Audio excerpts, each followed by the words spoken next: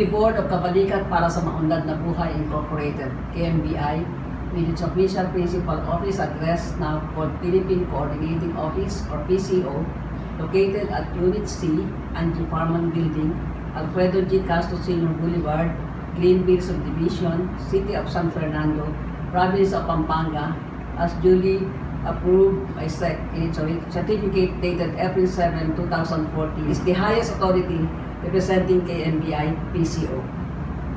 As such, this board is the sole authority to which KMBI's management, staff, and branches should submit to, as provided by our Articles of Incorporation and bylaws, duly certified by the Securities and Exchange Commission and Batas Pambansa bilang 68 or the Corporation Code of the Philippines. Kasama sa board na ito ang tatlong original na incorporator na nagtatag ng kabalikat para sa Maunlad na Buhay Incorporated, sina Casilio Kahukam Sr. at Noel M. Alcaide at ang inyong lingkod.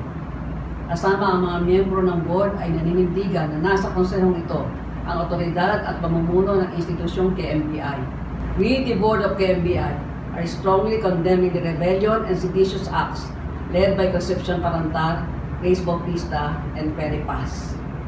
Na matapos lang bigyan ng sapat at kakulang pagkakataong magpaliwanag at manumbalik, ay mapilit nilang piniling tahakin ang daan patungo sa tahasang pagsuway at pagbabaliwala sa board authority at pagdiskonekta ng board sa head office at 48 branches ng KMBI PCO.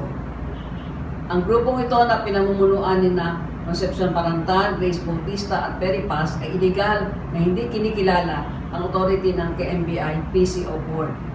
Lahat ng aksyon na ginawa ni na Concepcion Parantal, Reyes Bautista at Perry Paz at mga empleyadong sumunod sa kanila mula September 16, 2015 hanggang ngayon ay walang pahintulot at authority ng KMBI board na ito.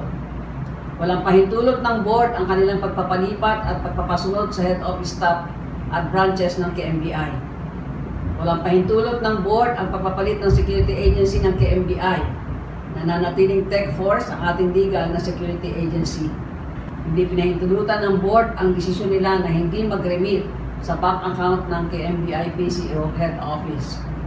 Wala rin pahintulot ng board ang desisyon na huwag mag-deposit sa mga KMBI bank accounts at mag-cash basis na transaksyon. Wala rin pahintulot ng board ang pagpapalit ng pangalan ng KMBI PCO o sa pagtatayo ng isa pang microfinance institution na pamumunuan ni na Concepcion Parantal, Reyes Bautista at Perry Paz. Aming inuulit, hindi pinahintulutan, hindi pinapayagan at hindi hahayaan ng board na ito ang pagpapalit ng pangalan o ang pagtatayo ng isa pang microfinance institution na pamumunuan ni na Concepcion Parantal, Reyes Bautista at Perry Paz gamit ang pera, tao, branches at kagamitan ng KMBI. Ang board na ito ay kinokondena ang pagpapakalap ng mga maling impormasyon at paninirang puri sa reputasyon ng orihinal na incorporator, tagapagtatag at presidente ng KMBI na si Mr. Noel Alcaide.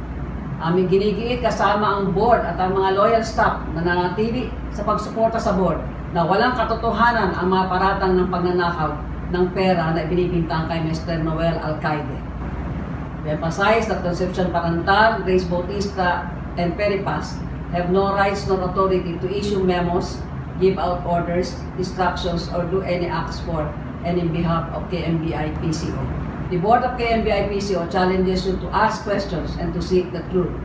Know the whole story and stand for what is true, just, and right. Huwag makinig sa sabi-sabi.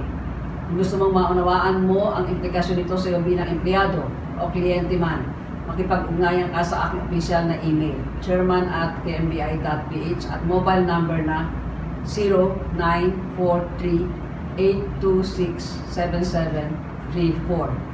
The truth will set you free. This is your chairman, Dr. Amelia L. Gonzalez, in behalf of the board, delivering you KMBI PCO's official statement. Maraming salamat po.